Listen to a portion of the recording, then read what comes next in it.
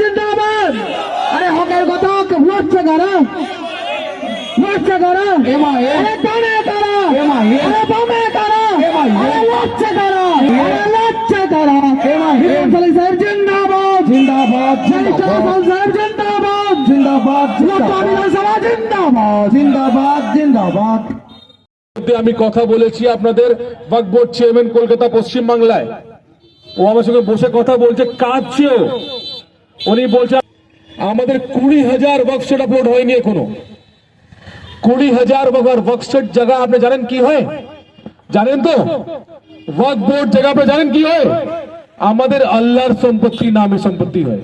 কবরস্থান, তার মধ্যে হয় খানকা, তার মধ্যে হয় মসজিদ। কত কবরস্থান চলে গেছে, আপনার হাতে ক্ষতি করেনি। আমাদের মোদী আমাদের বিরোধী আছে, বলছে আমি মুসলমান ওটা, কিন্তু মমতা বন্দ্যোপাধ্যায় আমাকে দিয়ে আমার পিছন থেকে ছুড়া বুকে। বলুন তো, এই রতুয়া বিরাজ আমার টিএমসি বড় নেতারা যে ভোট চাইতে আমাদের এলাকায় ঘুরে প্রশ্ন তুলে দিয়ে আমাদের কাছে, আপনার বুদ্ধিজীবী মানুষ সবাই বসে আছেন এখানে।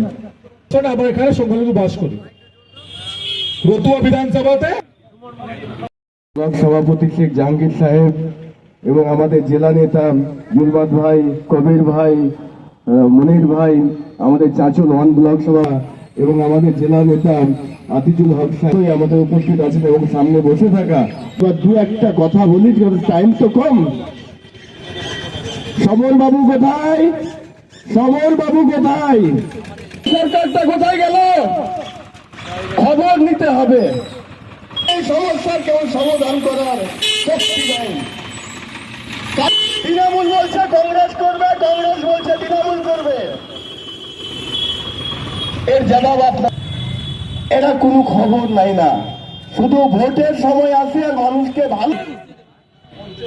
সংখ্যালঘুদেরকে দাওয়া কি হয়েছে পশ্চিমবাংলার মধ্যে? শুধু সংখ্যালঘুকে ব্যবহার করা হয় ঘুষে। সংখ্যালঘুদের কাছে এনআরসির ভয় দেখিয়ে বিজেপি চলে আসলে গরুর গোশ খাওয়া বন্ধ হয়ে যাবে।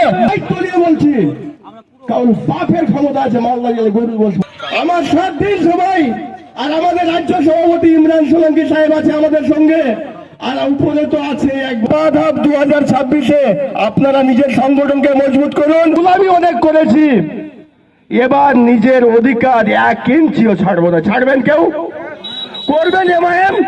দেখ মাইএমের এমএলএ থাকে না, তাহলে এই 294-এর মধ্যে 293টা ঘুমিয়ে থাকে তো বিধানসভার মাটিতে চোরদের মতো বিধানসভায় গিয়ে ঘুমিয়ে থাকা নেতা এমআইএম থাকবে না। ট্রান্সফার লিখে দেওয়া হয়, ট্রান্সফার ছাড়া আর কিছু লেখে না। এই রতুয়া হসপিটালে ট্রান্সফার লিখে দেয়, কোথায়? মালদা। আরে মমতা বলছে আমি ফ্রি অ্যাম্বুলেন্স দিয়েছি এই স্বাস্থ্য কেন্দ্রে করায়। আমি বাইরে আসতে না আসতে এই অ্যাম্বুলেন্সের চামচাগুলো ড্রাইভার বলছে কোথায় যাবা, কাগজটা দেখি। আমি তো নিরীহ মানুষ। মালদা চলো, যাবে? 3,000 টাকা ভাড়া লাগবে ভাই, যাবে? আমি অগতিতে পড়েছি, যেতে হবে বাধ্য, কিছু করার নেই। পিট করছে, হয়তো বাঁচবে না। একটা ভালো নার্সিংহোম আছে, সেখানে নিয়ে চলো, হালকাতে পরিষেবা দিবে। আমি তো মাই দিয়ে গিয়ে আমাকে চুরি কারখানায় ভরে দিল, বললো 10,000 টাকায় হবে। যখন আমার মাতার বোনটা হতে পারে নর্মালে বাচ্চা দিত, কিন্তু যে মাতার সিজার হয়েছে, যে বোনটার সিজার হয়েছে, সিজার আছে, জিজ্ঞেস করবেন তার আয়ু কতটা কমেছে, ঠিক আছে কিনা, এবং যার সিজার হয় তাকে চাচ্ছে দিবেন। কে পারছে? কোথা থেকে ডাক্তারগুলো আসছে? আমি যে প্রাইভেট নার্সিংহোমে সিজার করলাম, কোথা নয়, অন্য দেশ থেকে তো নয়, অন্য রাজ্য থেকে নয়। ওই ডাক্তার যখন সিজার করছে হসপিটালে হলো না কেন? বিজেপির মিটিং পক্ষ নয়, সত্য ততদিন বলবো যতদিন বাঁচবো। স্বাস্থ্যের এরকম অবস্থা করে রেখেছে, জিজ্ঞেস করবা কি করে আজকে চুরির কারখানা চলছে। আমি সেদিকটা ছেড়ে দিলাম, স্বাস্থ্যের ব্যবস্থা আসুন। আপনার এলাকায় 90% মানুষ জল কিনে খান না? কেন জল কিনে